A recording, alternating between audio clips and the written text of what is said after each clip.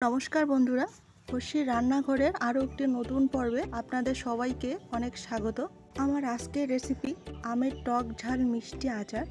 বাজার থেকে যে কেনা আমের আচার আমরা খেয়ে থাকি তার থেকে এই আচারের টেস্ট কিন্তু দ্বিগুণ বেশি। তো আচার বানানোর জন্য প্রথমে একটা প্লেটে আমি গোটা মশলাগুলো নিয়েছি 2 চামচ মৌরি, 1 চামচ পাঁচফোড়ন, 1 চামচ জিরা, 1 চামচ গোটা কালো সর্ষে, আর নিয়েছি 5-6টা শুকনো লঙ্কা।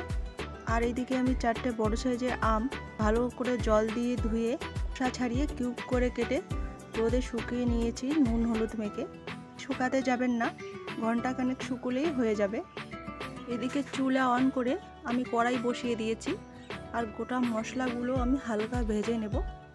দেখুন,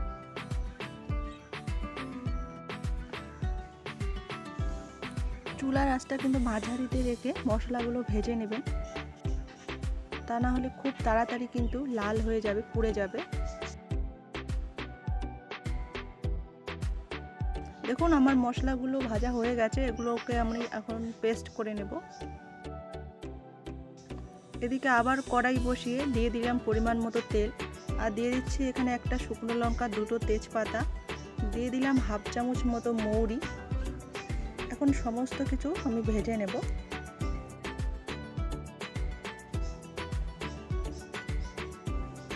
ভাজা হয়ে গেছে, এখন আমি রোদে শুকিয়ে রাখা আমগুলো দিয়ে দিচ্ছি।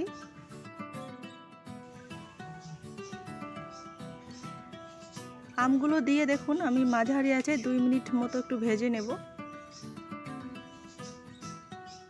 ভাজা হয়ে গেছে, এখন এর মধ্যে দিয়ে দিচ্ছি আমি 1/2 বাটি মতো গুড়,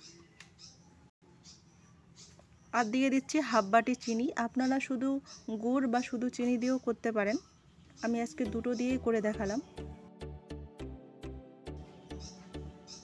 এখন এটাকে ঢাকনা দিয়ে ঢেকে আমি রেখে দেব 2-3 মিনিটের মতো। দেখুন 2-3 মিনিট পর আমি ঢাকনাটা তুলে নিচ্ছি, দেখুন কতটা জল বেরিয়ে গেছে। এই জলেই কিন্তু আমটা সেদ্ধ হয়ে যাবে।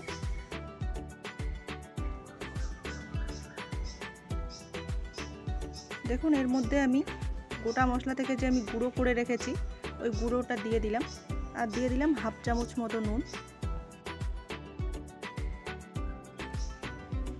এখন সমস্ত কিছু আমি ভালো করে মিশিয়ে নিব। এইভাবে করে আপনারা বাড়িতে একবার আচার তৈরি করে দেখতে পারেন, ভাবতেই পারবেন না বাজারের কেনা আচারের থেকে দ্বিগুণ টেস্ট হয় এই টক ঝাল মিষ্টি আচার।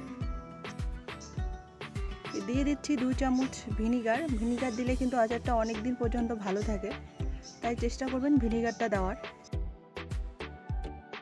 দেখুন আমার এখানে আচার হয়ে গেছে, এখন নামিয়ে ঠান্ডা করে নেব। আচারটা ঠান্ডা হওয়ার পরেই কিন্তু কাচের বয়ামে ভরিয়ে রাখবেন, গরম থাকা অবস্থায় ভরাতে যাবেন না।